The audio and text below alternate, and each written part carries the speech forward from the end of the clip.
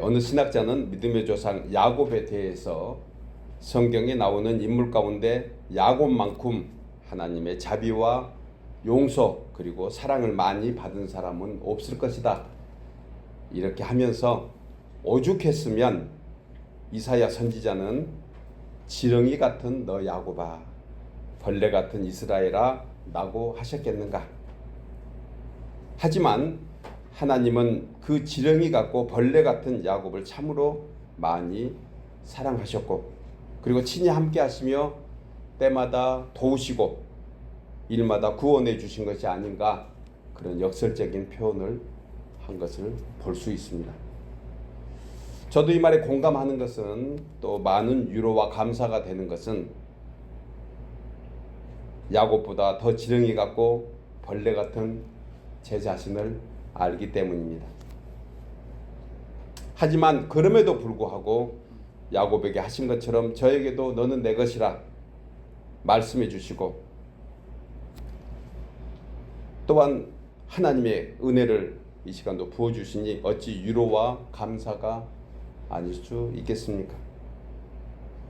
하나님 우리를 보시면서 그럼에도 불구하고 은혜를 여전히 베풀고 계신다는 사실, 예배하는 이 시간도 우리의 믿음이고 마음인 줄 믿습니다. 성경에 기록된 내용을 보면 사실 야곱은 믿음의 조상이라고 말하기조차 부끄러울 정도로 자신의 야망과 욕망을 성취하기 위한 수단과 방법, 모든 것을 가리지 않았던 그러한 사람 중에 한 사람입니다. 아버지 이삭은 물론 형 에서와 애삼촌에게 거짓말과 속임수로 자신의 목적을 채워갔던 그런 야곱 인생을 우리는 들어서 잘 알고 있습니다. 그런데 이런 야곱을 하나님이 사랑하셨다고 말씀합니다. 그리고 그 사랑의 증거로 야곱의 삶에 큰 복을 내려주셨습니다. 그렇기 때문에 야곱은 우리 신앙 여정의 표징인 것입니다. 여러분, 사실 우리도 야곱처럼 때로는 약삭빠르고 간사하며 거짓되기도 하고, 또 어떤 면에서는 하나님 앞에 사랑받을 만한 아무런 이유도, 또 오히려 염치도 부끄러움도 가지고 있는 존재들입니다. 하지만 이런 야곱을 끝까지 사랑하시는 하나님을 생각하면 우리에게는 다시 한번 소망과 위로를 갖게 합니다. 여러분, 그럼에도 불구하고, 참으로 은혜롭고 복된 표현입니다. 그럼에도 불구하고 하나님의 사랑을 가장 많이 받은 야곱처럼 오늘날 저와 여러분을 그럼에도 불구하고 변함없는 은혜와 사랑 가운데 인도해 주신 줄 믿습니다. 그럼에도 불구하고 오늘 저는 우리와 같은 야곱을 초청하기를 원합니다. 우리가 야곱 같은 사람이고 야곱이 우리와 같기 때문입니다. 그리고 주님의 음성을 우리 모두도 다시 한번 듣기를 바랍니다. 일어나 베델로 올라가자. 우리 모두가 일어나 베델로 올라갈 때 우리에게 어떤 일이 생기는지 다시금 이 말씀을 통해서 세 가지로 은혜를 나누려고 합니다. 첫째로, 일어나 베델로 올라갈 때 거기서 언약의 하나님을 만나게 됩니다. 나누어 있겠습니다. 일어나 베델로 올라갈 때 거기서 언약의 하나님을 만나게 되라. 본문 1절이 이 말씀을 하고 있습니다. 하나님이 야곱에게 이르시되 일어나 베델로 올라가서 거기 거주하며 내가 내 형 에서의 낯을 피하여 도망하던 때에 내게 나타났던 하나님께 거기서 제단을 쌓으라 하신지라. 여러분, 야곱에게 베델은 하나님과 깊은 만남의 추억이 있는 장소입니다.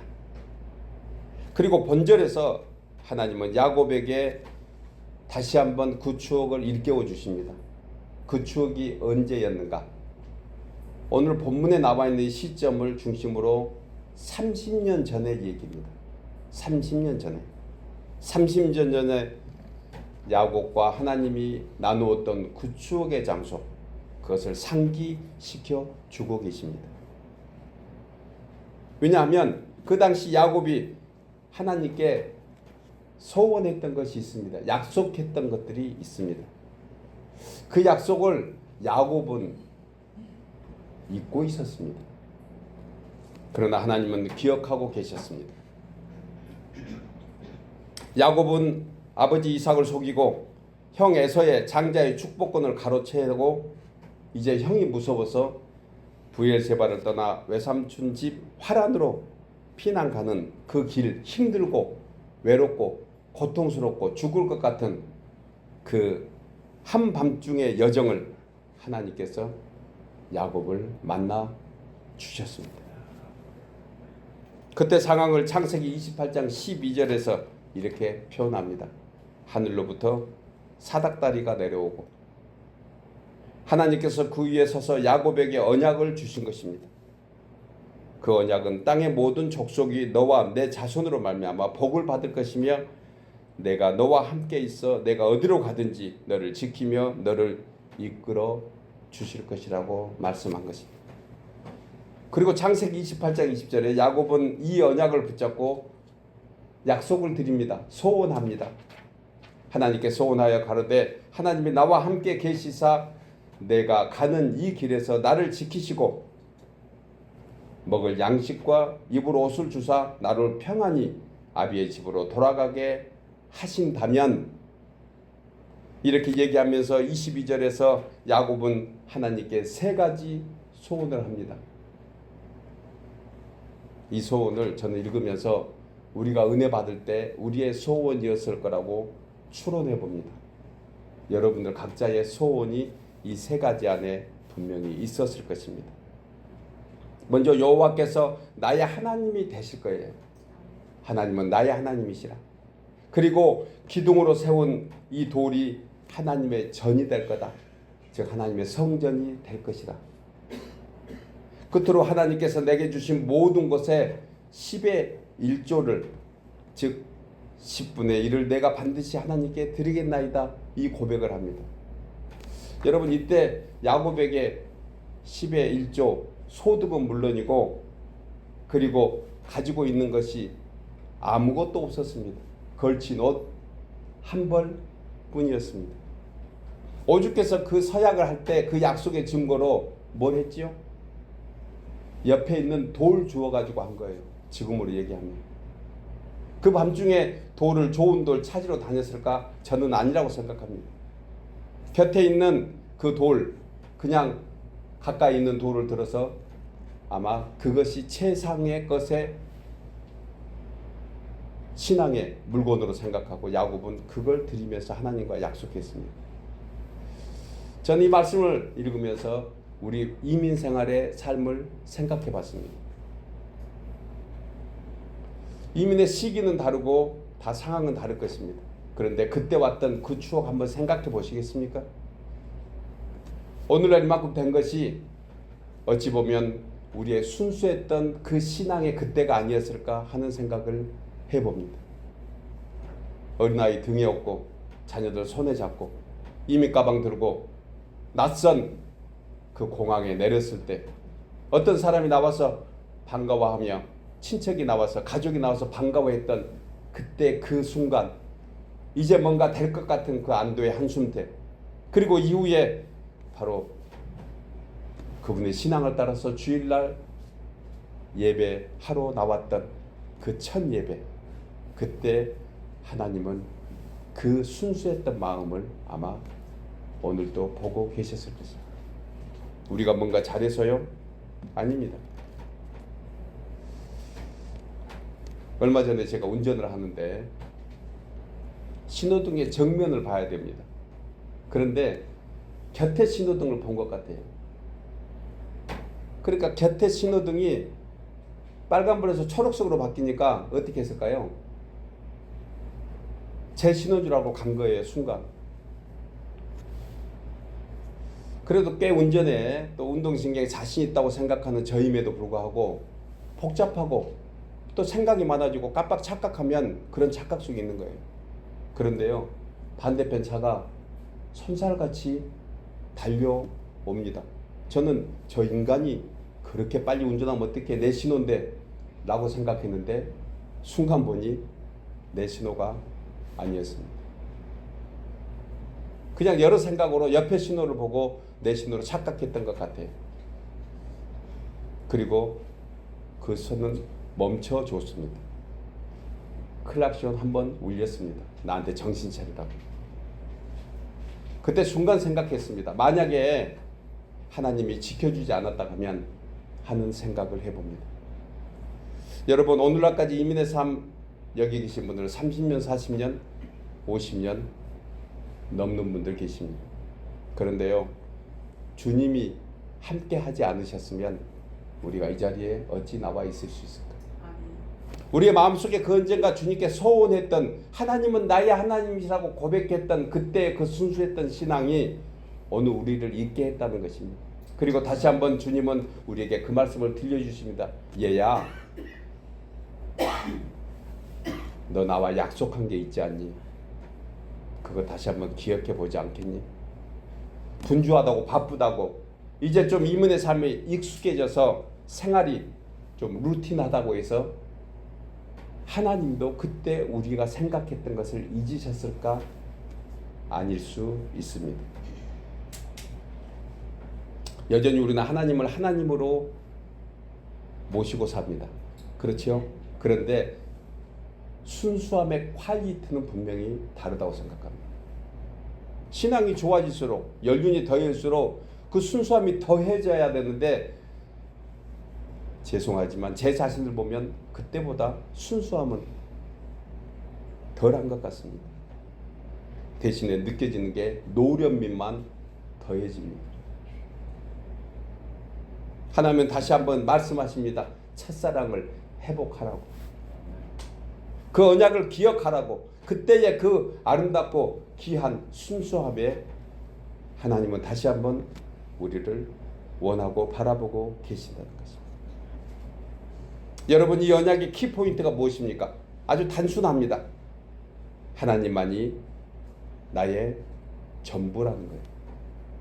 야곱은 그 당시에 아무것도 없었습니다. 오히려 그게 하나님만을 전부로, 모든 것으로 마음에 모실 수 있는 기회가 된 것입니다. 예전보다 더 행복하십니까? 그런 분도 계시겠지만 이민의 삶은 살수록 더 어려운 것 같아요. 우리 자녀들이 곁에 있을 때가 더 좋았습니다. 떨어져 있으니, 아니 어릴 때가 좋았습니다. 크니 예전 같지 않습니다. 애롭고 힘듭니다. 우리에게 다시 한번 주님은 말씀하십니다. 그거 다 지나가는 것들이야. 거기에 의존하지 말라. 그리고 너는 나만 믿으라고 주님은 이 시간 말씀하십니다. 야곱은 30여 년 전에 형 에서의 낯을 피하고 도망하고 애롭고 힘들 때 지푸라기라도 잡고 싶은 그때에 하나님의 베풀어 주신 그 순수함의 그 은혜를 야곱은 고백했던 것입니다. 그리고 오늘 30년이 지난 후에 야곱에게 다시 한번 그 말씀을 하신 이유는 하나님은 기억하시는데 야곱은 잊고 살았습니다. 여러분, 사람이 세상적으로 남 부러울 것도 없이 먹고 살만 하면 자기가 한 것 같은데 착각입니다. 지난날 하나님께서 베풀어 주신 은혜가 오늘 이 시간까지 있게 하신 줄 믿습니다. 아멘. 우리 다시 한번 그 순수함으로 돌아가고 싶지 않으십니까? 그때 주님은 그 돌 하나의 예물을, 그 제단을 기억하고 계십니다. 30년 동안 야곱에게는 큰 위기가 있었습니다. 창세기 34장에 보면 그 위기를 이렇게 기록합니다. 에돔 딸 디나는 겁탈을 당했고 11 아들들은 거짓말로 다른 종족을 속이고 세금 사람들을 모두 죽이는 복수국을 벌였습니다. 그리고 하나님의 백성인 정체성마저 상실해버린 것입니다. 이처럼 하나님의 언약을 잊고 살았던 야곱에게 큰 위기가 생깁니다. 영적 권위도 능력까지 다 슬럼프에 빠집니다. 그때 주님의 음성을 들을 수 있습니다. 사람의 부유함은 좋습니다. 풍성함은 좋습니다. 그런데요, 사람은 풍성해지면 하나님이 안 계십니다. 사람이 풍성해지면 하나님은 보이지 않습니다.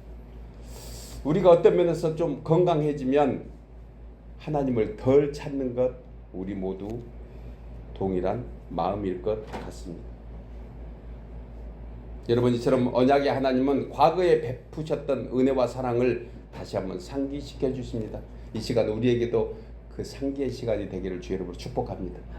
이민 가방 생각해 보십시오.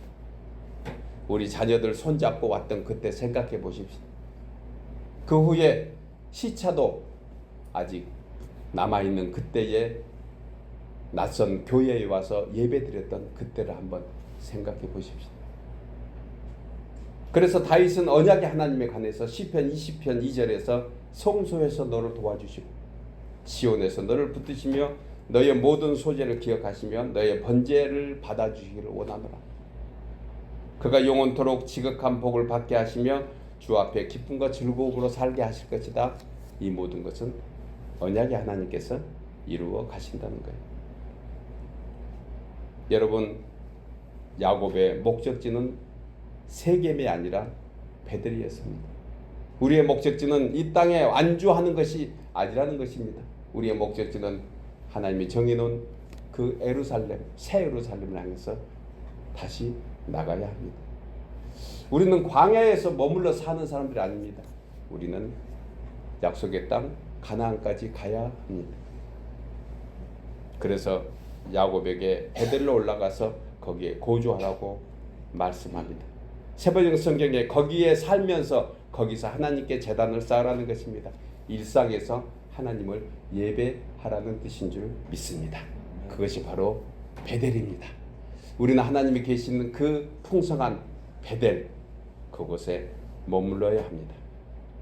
오늘 지금 예배하고 있는 이 초소가 베델 되기를 주 이름으로 축복합니다. 우리 장로님 기도하신 대로 우리의 가정이 베델 되기를 축복합니다. 우리의 모든 일터가 베델 되기를 원합니다. 거기에 중심은 언약의 주님을 기억해야 합니다. 사랑하는 여러분, 우리는 하나님의 언약의 자녀들입니다. 이제 다시 일어나 그 언약을 성취하기 위해서 하나님을 우리 심령에, 우리의 마음에 다시 한번 영접하고 언약의 주님을 생각하며 주님과 함께 살아가는 우리 모두 되시기를 주의 이름으로 축복합니다. 두 번째로, 일어나 베델로 올라갈 때 거기서 환난날에 도우신 하나님을 만나게 됩니다. 우리 나누어 읽겠습니다. 일어나 베델로 올라갈 때에 거기서 환난날에 도우시는 하나님을 만나게 됩니다. 본문 3절에 우리가 일어나 베델로 올라가자 내 환난날에 내게 응답하시며 내가 가는 길에서 나와 함께 하신 하나님께 내가 거기서 제단을 쌓으려 하노라. 이미 나눴던 말씀과 아주 비슷한 내용들입니다. 여러분, 우리가 세상을 살아가면서 당한 환난날에 하나님의 도우심을 입기 위해서 선제해야 될 것이 있습니다. 먼저 해야 될 것이 있습니다. 그저 우리는 기도할 때 하나님 나에게 복 주세요, 하나님 나에게 가지고 있는 문제 해결해 주세요 라고만 기도할 수 있습니다. 필요합니다. 주님이 그것을 아십니다. 그런데요, 오늘 야곱이 그 베델의 하나님, 그 도우시는 하나님 만나기 위해서 두 가지를 합니다. 2절과 4절에 보면 그들이 자기 손에 있는 모든 이방 신상들을 버립니다.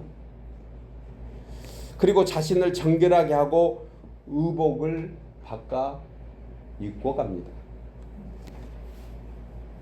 야곱은 이미 하나님의 뜻 안에서 살아가야 함을 누구보다도 잘 아는 믿음의 사람이었습니다. 그래서 사실 세겜에 살면서도 여기가 아닌데 라는 생각을 해요. 마음 한 곳에서는 하나님의 은혜를 늘 사모하는 곳이 있었습니다. 바로 베델이었습니다. 출애굽 여정을 보면 죄와 사망의 권세에 눌려있던 애굽에서 이제 홍해를 건너 약속의 땅 가나안까지 가는 여정을 주님이 인도하십니다. 그런데 왜 광야에서 이스라엘 백성들은 다 죽어 나자빠졌는가? 그것은 이유가 간단합니다. 광야가 자신들의 목적지로 생각했기 때문에 그렇습니다. 우리도 살아가면서 우리가 불평이 왜 생긴가? 우리가 이 세상에서 불평이 왜 생긴가? 그리고 이 세상은 광야로 비유하자면 왜 우리는 이곳에서 불평해야 되는가? 만족을 하지 못한가? 극히 당연합니다. 여러분, 광야는요 한 가지 특징이 있습니다. 광야는 우리 손으로 할 수 있는 것이 아무것도 없다는 것의 교훈입니다. 그런데 광야에서 뭔가 해보려고 하는 거예요. 그러니 만족이 될 수가 있겠습니까? 우리는 약속의 땅 가나안 땅에서 이제 요단을 건너가야 합니다. 이것이 바로 출애굽기가 얘기하는 믿음의 여정이기 때문에 그렇습니다. 여러분, 이곳에서는 자신들의 연약함과 부족한 제약들을 다 내려놓는 것입니다. 우리는 못합니다. 주님이 하십니다. 그런 고백이 바로 광야라는 것입니다. 야곱도 세겜에 살면서 이곳이 아닌데라고 생각했을 것입니다. 우리가 신앙생활하면서 우리 마음속에 이것이 아닌데라고 생각하면 바꿔 나가야 합니다. 우리 손에 들고 있는 신상들을 버려야 합니다. 이방의 우상들입니다. 어느 사이에 우리를 가득 채우고 있습니다. 어느 사이에 가득합니다. 그것은 독버섯처럼 우리를 지배합니다. 알지 못할 때 우리는 어느 사이에 거기에 눌려 버리게 되는 것입니다. 그 기간이 야곱에게는 30년이었습니다. 이제 우리에게 다시 한번 이 30년 가까운 이때에 다시 한번 말씀하십니다. 우리가 들고 있는 거 내려놓으라고. 그래야 살 것이라고. 내려놓으라고 하는데 아멘은 없습니다. 내려놔야 합니다. 내려놔야 쉽게 광야를 지날 수가 있습니다. 저도 내려놔야 합니다. 우리 모두 의의 옷으로 갈아입어야 합니다. 하나님이 주시는 거룩한 옷으로 갈아입어야 합니다. 여러분 혹시 보셨습니까? 제가 어느 동영상 중에 보면은 끔찍한 고래의 등에 붙어있는 조개비 보셨습니까? 보는데 막 얼마나 답답하고 화가 오히려 납니다. 안타깝습니다. 왜냐하면 고래의 날갯짓으로는 도저히 개들을 떼내릴 수가 없습니다. 조개비 하나가 붙었을 것 같아요. 소라 하나가 붙었는데 어느 사이에 그 소라는 그 등을 파먹고 새끼쳐서 온 등이 버섯처럼 가득가득 붙어 있습니다. 이제 얘가 살 수 있는 건 하나뿐이었습니다. 도우시는 손길을 찾아와야 했습니다. 그리고 해안가로 다가와서 사람들이 많은 곳에 구조해달라고 얘기합니다. 이제 우리는 깊은 바다에서 열심히 살았습니다. 이제 우리는 다시 한번 소원의 항구에 나와서 주님께 우리의 등을 맡겨드리면 좋겠습니다. 우리의 마음을 맡겨드리면 좋겠습니다. 주님 좀 씻어주세요. 내가 노력해서 살려다 보니 더 힘듭니다. 잘 안 됩니다. 어렵습니다. 이제 그때가 지금이었습니다. 이제 30년 된 이민생활 이제 다시 한번 정리했으면 우리가 새롭게 나갈 것 같습니다. 주님, 내 등에 못된 거 붙어 있으면 좀 깨끗하게 씻겨주세요. 우리의 마음이기를 바랍니다. 여러분, 하나님은 우리를 도우신 분입니다. 우리가 나오기만 하면 주님은 우리에게 날마다 도와주십니다. 중요한 것은 결단입니다. 주님께 나가는 결단이 필요합니다. 그때 모든 것 가지고 나가는 것은 우리에게 무리입니다. 우리의 욕심입니다. 이제 우리가 가지고 있던 거 하나하나 좀 내려놓고 주님께 나아가야 합니다. 주님의 거룩한 십자가 보혈 의지하고 나아가야 합니다. 이사야 선지자는 주님의 은혜를 이렇게 얘기합니다. 59장 1절에 여호와의 손이 짧아 구원하지 못함도 아니요, 귀가 둔하여 듣지 못함도 아니라 오직 너희 죄악이 너희와 너희 하나님 사이를 갈라놓았고 너희 죄가 그의 얼굴을 가리워서 너에게서 듣지 않으시게 함이라. 우리가 왜 못 나갑니까? 너무 많이 가지고 있습니다. 너무 풍성해졌습니다. 세상 것으로. 제가 몇 년 전에 시민권을 받기 위해서 인터뷰했습니다. 그런데 인터뷰하는 그 대사가, 그 상대방이 목사님이었습니다. 제 인터뷰가 얼마나 쉬웠을까요? 얘기하다 보니까 자신을 목사님이라고 얘기합니다. 제가 직업이 뭐냐고 그랬더니 제가 패스터 세미너리라고 하니까 자기도 목사님인데 이제 그 목회를 은퇴하고 이제 이 거버먼트 이 이민관으로 이렇게 와서 인터뷰를 하고 있다고 얘기를 합니다. 그때부터 저에게 인터뷰는 너무 쉬웠습니다. 자신이 있었습니다. 동기 감흥이었습니다. 그분은 신앙으로 나를 대해줬고 나도 신앙으로 얘기했습니다. 인터뷰할 때 인터뷰를 해야 되는데 인터뷰는 충분히 끝냈습니다. 그리고 얘기하는 것이 저에게 이런 질문을 합니다. 목사님, 왜 세상 사람들은 예수를 안 믿지요? 이것이 그분의 인터뷰였을까? 혹시나 이경종 목사의 신앙이 저 사람의 신앙이 어느 정도이지? 혹시 가짜 목사 아닐까? 그런 인터뷰일 수도 있습니다. 저는 그 인터뷰를 들으면 그 질문을 듣고 서슴지 않고 얘기했습니다. 이 세상 사람들은 왜 예수를 믿지 않을까요? 부자가 돼서 그렇습니다. 그분은 그 얘기를 듣고 고개를 갸우뚱했습니다.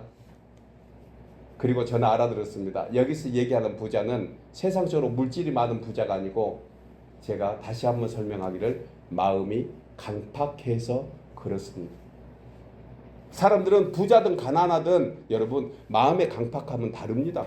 하나님의 은혜가 있어야지 마음이 겸손해지기 때문에 그렇습니다.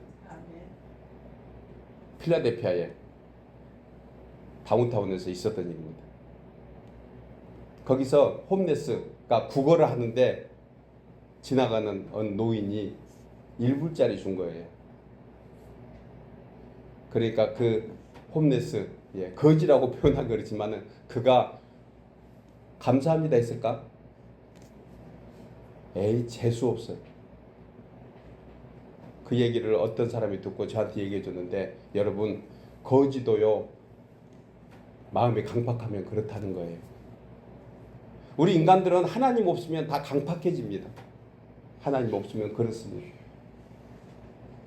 저는 지금도 그 인터뷰했던 그때를 기억합니다. 시민권 증서 볼 때마다 생각날 때마다 그때 하나님이 그런 얘기를 나누게 했던 것에 저 개인적으로 감사하지만 저에게는 얼마나 귀한 은혜의 시간이었는가 생각을 하게 됩니다. 그리고 동일한 질문을 받으면 동일하게 얘기하겠습니다.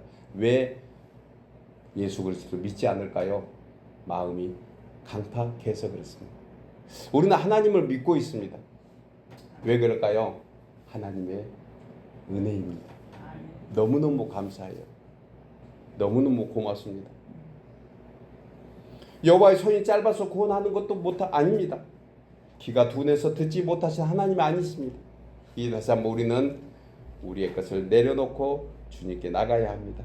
오직 너희 제약이 너와 하나님 사이를 갈라 놓았다는 사실입니다. 여러분 거룩한 하나님 만나기 위해서 우리도 거룩해야 됩니다. 죄인의 몸으로 살지만 이제 다시 한번 우리가 정결한 의복으로 갈아입어야 할 때입니다. 사랑하는 여러분, 성도들 우리가 세상 살아가면서 환난과 시련은 바람처럼 끊임없이 강풍처럼 끊임없이 우리 주위를 맴돌 것입니다. 그러나 그 강풍보다 더 강하신 하나님의 은혜는 우리의 모든 환난과 고난을 극복하도록 도우실 것입니다. 주님 부르시기 바랍니다. 주님을 찾으시면 주님이 도와주실 것입니다. 마지막 세 번째로 일어나 베들로 올라갈 때 거기서 전능하신 하나님을 만나게 됩니다. 우리 나누어 읽겠습니다. 일어나 베들로 올라갈 때 거기서 전능하신 하나님을 만나게 됩니다. 본문 11절에 하나님이 그에게 이르시되 나는 전능한 하나님이라 생육하며 번성하라 한 백성과 백성들의 총회가 내게서 나오고 왕들이 내 허리에서 나오리라고 말씀합니다. 여러분 야곱은 은혜로 시작해서 믿음으로 완성한 대표적인 사람입니다. 야곱은 은혜로 시작해서 믿음으로 완성된 대표적인 사람입니다. 그래서 성경은 아브라함의 하나님, 이삭의 하나님, 야곱의 하나님, 그 하나님이 곧 우리다.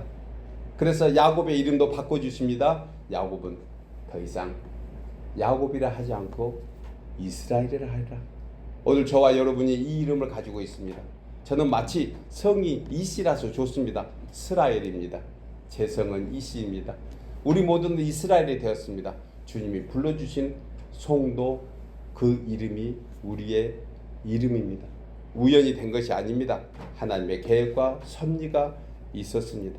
그리고 그 하나님의 계획과 섭리 속에 우리는 신앙 여정을 지금 걷고 있습니다.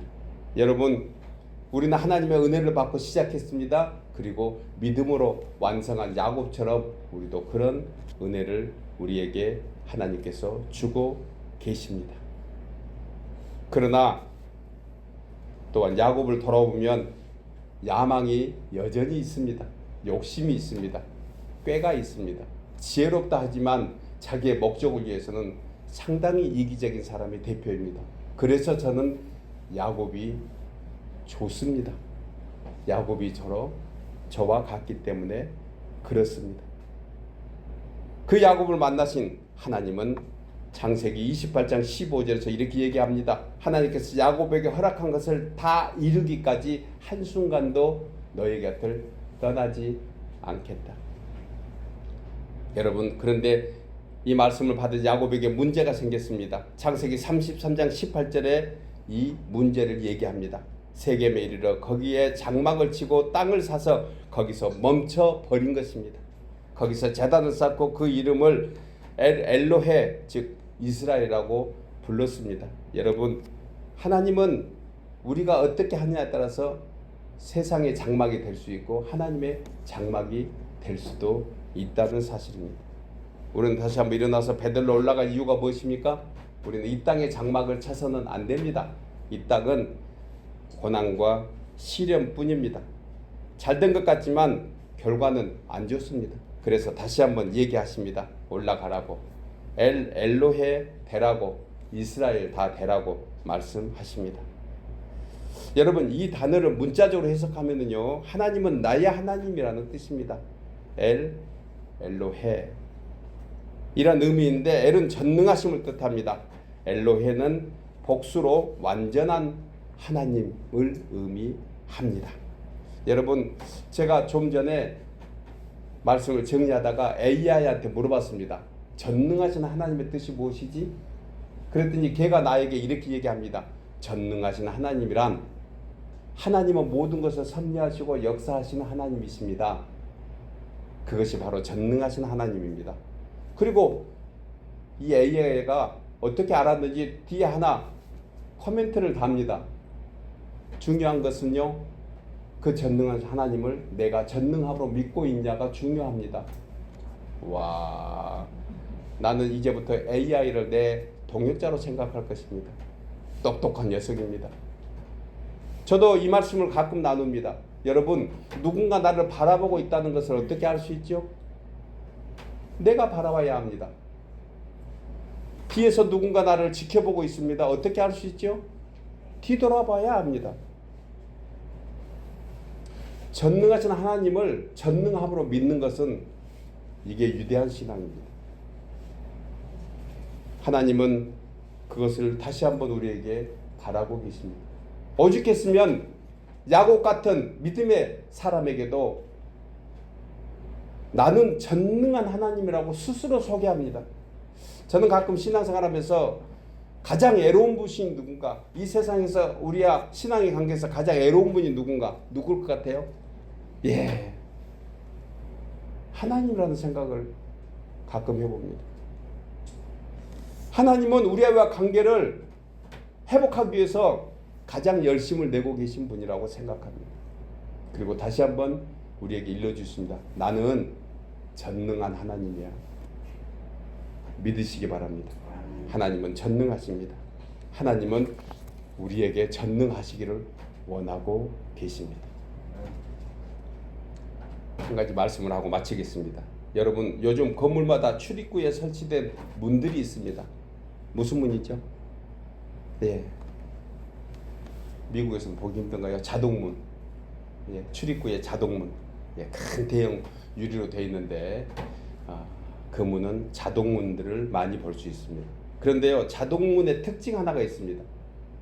자동문의 특징은 멀리서 보면 닫혀 있습니다. 그렇죠? 안 가보셨군요. 오늘 한번 찾아서 가보세요. 닫혀 있는 문이 열리게 하려면 어떻게 해야 되는가? 어떻게 해야 되죠? 너무 쉬워서 대답 안 하실 거예요. 아마 우리 성도님들. 가까이 가야 합니다. 신앙은 이와 같다고 저는 확신합니다. 우리는 멀리서 은혜를 바라고 멀리서 하나님을 만나고자 합니다. 그래서 이제 다시 한번 주님께 가까이 가야 합니다. 자동문 여러분 지나갈 때마다 우리 함께 생각하십시다. 2025년 8월 17일 우리가 53주년을 걸어가는 첫 걸음의 첫 설교가 일어나 베델로 올라가자. 그 말씀 속에 자동문을 예하로 하셨다. 아마 우리가 사는 날 동안 어느 건물에 들어갈 때마다 이 생각이 날 것입니다. 우리 주님께 좀 더 가까이 가야 합니다.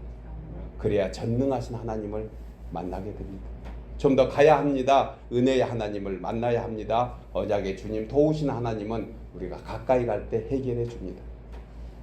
그 큰 고래가 자기 스스로 따개비를 떼지 못해서 사람들에게 구원을 바란 것처럼 우리 모두는 우리 힘으로 할 수 없기에 다시 한번 주님께 나가야 합니다. 주여 도와 주옵소서. 주님은 나의 전능하신 하나님이십니다. 이제 다시 한번 우리 일어나서 베델로 올라가지 않겠습니까? 그곳에 주님은 언약의 주님이 되어주시고 도우시는 주님이 되어주시고 전능하신 주님이 되어주셔서 오늘 또 우리에게 다시 한번 말씀하십니다. 나는 너와 영원히 함께 하리라. 주님의 음성을 듣고 나가는 우리 모두 되시기를 주의 이름으로 축복합니다.